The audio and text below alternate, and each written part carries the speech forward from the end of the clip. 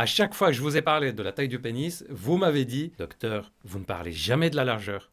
Aujourd'hui, on va en parler. Bonjour tout le monde et bienvenue dans cette nouvelle vidéo, bienvenue sur Charles.co. La plupart d'entre vous le savent, mais je le rappelle, Charles.co c'est une chaîne YouTube, mais c'est aussi une plateforme de téléconsultation, une clinique digitale. Ça veut dire quoi? Ça veut dire que si on a un problème de santé, en particulier un problème de santé sexuelle, par exemple problème d'érection, d'éjaculation, de libido, etc., vous allez sur le site Charles.co, vous choisissez le type de problème pour lequel vous souhaitez consulter, vous remplissez un questionnaire confidentiel entre vous et le médecin en fonction du type de problème pour lequel vous consultez. Le médecin fait la consultation avec vous, il vous donne en tout cas des réponses, des indications. S'il faut un suivi, il vous proposera le suivi, etc. En tout cas, vous connaissez maintenant ma phrase, quand on a des difficultés, en particulier sur le plan sexuel, on ne reste pas seul des mois et des mois à essayer de s'en sortir. Si ce problème persiste, on consulte ou on téléconsulte si c'est plus facile pour vous. Maintenant que vous savez tout sur Charles.co, voyons le sujet du jour. Est-ce que la largeur a une importance versus la longueur?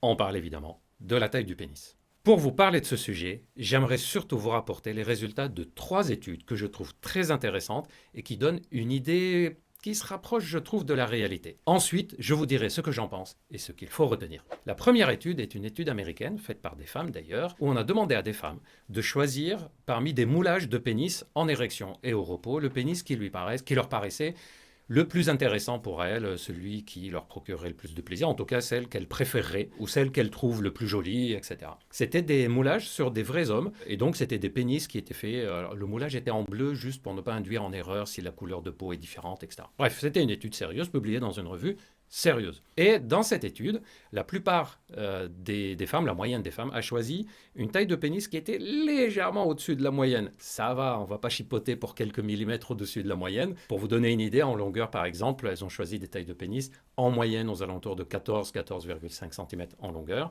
alors qu'on sait que la taille moyenne du pénis est plutôt aux alentours de 13,5. Et d'ailleurs, pour les personnes qui disent « mais je ne comprends pas, un jour il dit 13,5 en longueur, un jour 13,3, un jour la moyenne 13,9, 14, d'où ça vient tous ces chiffres-là? Si vous voulez savoir, allez voir la vidéo que je vous ai faite et qui s'appelle « Quelle est la vraie taille du pénis ?» dans laquelle j'explique pourquoi ces chiffres peuvent varier. En tout cas, dans cette étude dont je vous parle américaine, on s'est rendu compte que pour la longueur, c'était légèrement au-dessus de la moyenne, mais qui restait quand même dans la moyenne. Et pour la largeur, en tout cas pour la circonférence, c'était aux alentours de 12 cm la moyenne de ce que les femmes choisissaient en disant bah, « c'est ce que je préfère ». Or, on sait que la circonférence moyenne du pénis est de... Je vous laisse noter dans les commentaires. Non, allez, je vais vous le dire. En tout cas, dites-moi dans les commentaires si vous aviez ces chiffres-là. La circonférence moyenne du pénis en érection est aux alentours de 11,5 cm. 11,5, 12 cm, ce que les femmes ont choisi. Il n'y a pas une énorme différence non plus. Attention, c'est la circonférence, pas le diamètre.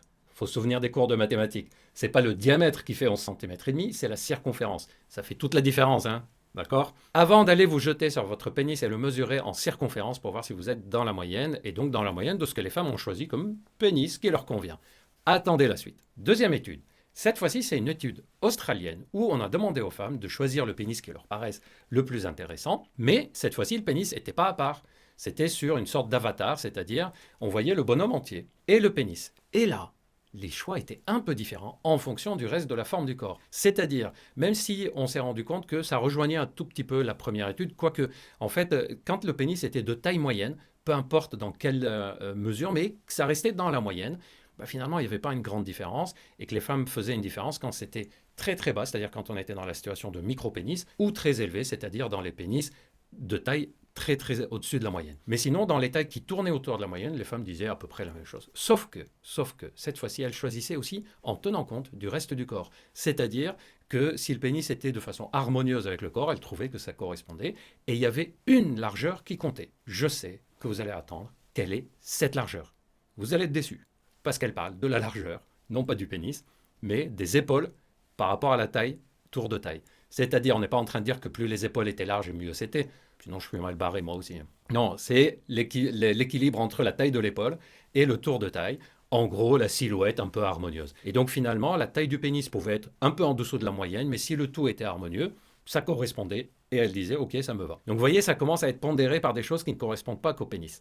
Et attendez avant de commencer à mesurer votre taille, tour de taille et taille des épaules, tour d'épaule, largeur d'épaule plutôt, attendez avant de commencer à faire toutes ces mesures la troisième étude. Troisième étude, c'est une étude dans laquelle j'étais impliqué à l'époque où j'étais secrétaire général d'une association qui s'appelait ADIRS, qui était affiliée à la Société européenne ou l'Association européenne de santé sexuelle, où on faisait de l'information dans les différents pays européens sur la santé sexuelle. Et dans cette étude, en France, on avait interrogé des femmes sur leurs préférences concernant la largeur. Et on s'est rendu compte que la plupart des femmes donnaient une largeur où elles disaient qu'elles étaient satisfaites de la largeur de leur partenaire, et leur partenaire avait un pénis de taille moyenne, normale, rien d'extraordinaire. Et celles qui disaient je préférais une largeur un peu au-dessus étaient surtout les femmes qui avaient plus de 45-50 ans et celles qui avaient eu plusieurs enfants. Et là, je vous vois vous poser les questions.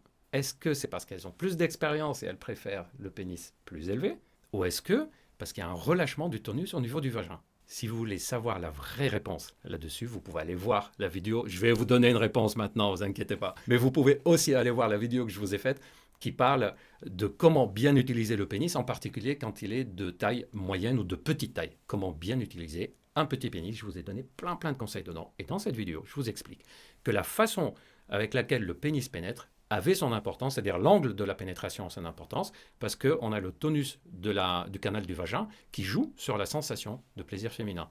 C'est ce que je vous ai expliqué aussi dans la vidéo sur l'orgasme féminin. Et donc, si on a un léger relâchement ou un relâchement du tonus des muscles du vagin, le fait de modifier l'angle de la pénétration va finir par donner des sensations.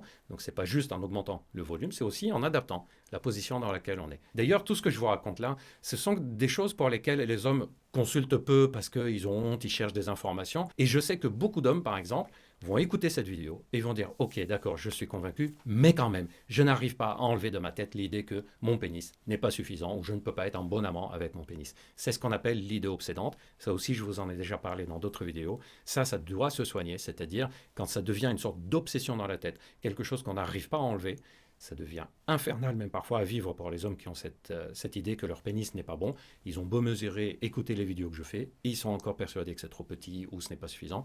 On doit être aidé dans ces cas-là. Ce sont des problématiques de type idée obsédante. Maintenant que je vous ai dit tous ces chiffres et toutes ces études, qu'est-ce qu'on peut en retenir? On peut évidemment retenir que la largeur du pénis joue un rôle, mais c'est un rôle qui ne change pas énormément tant que c'est dans la moyenne, c'est-à-dire qu'on soit à 11,5 de circonférence, à 11 ou à 12, c'est quelque chose qui ne va pas changer grand-chose. Il faut une grande variation pour que ça change pour la sensation, c'est-à-dire qu'on soit vraiment bien en dessous ou bien au-dessus de la moyenne. D'ailleurs, c'est au-dessus de la moyenne. C'est quelque chose qui peut être douloureux pour beaucoup de femmes lors de la pénétration. Donc, ce n'est pas non plus quelque chose qui est souhaitable dans les extrêmes. Mais dans la moyenne, un peu au-dessus, un peu en dessous, ça ne change pas grand-chose.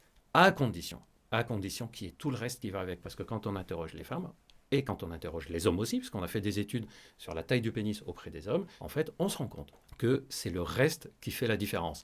C'est-à-dire deux pénis qui ont une taille à peu près identique, en fait, si l'allure globale est correcte, si la façon de se comporter de l'homme est correcte, si la façon de faire l'amour est adaptée aux attentes de la femme, et dans des vidéos, je vous ai déjà dit qu'il faut prendre le temps de découvrir ce que l'autre en face de nous a envie et lui donner le temps de découvrir ce qu'on aime bien. Si la façon de comportement pendant l'acte sexuel, l'angle de pénétration, la façon de stimuler, etc., sont corrects, finalement, la différence de largeur, on l'oublie et c'est quelque chose qui ne rentre pas en compte. Donc c'est un des éléments. Il faut une énorme variété, il faut être vraiment dans la situation de micro-pénis pour que ça change quelque chose. Et il y a un tout dernier point. Beaucoup d'hommes vont être focalisés sur cette notion de largeur, de tour de circonférence, de longueur du pénis, alors qu'en fait, c'est tout le reste que je vous ai expliqué juste avant est important. Et ce qui est très important aussi, c'est de résoudre un problème sexuel si on a une éjaculation précoce, de consulter. Si on a un problème d'érection, de consulter. Si on a un problème de libido, de consulter.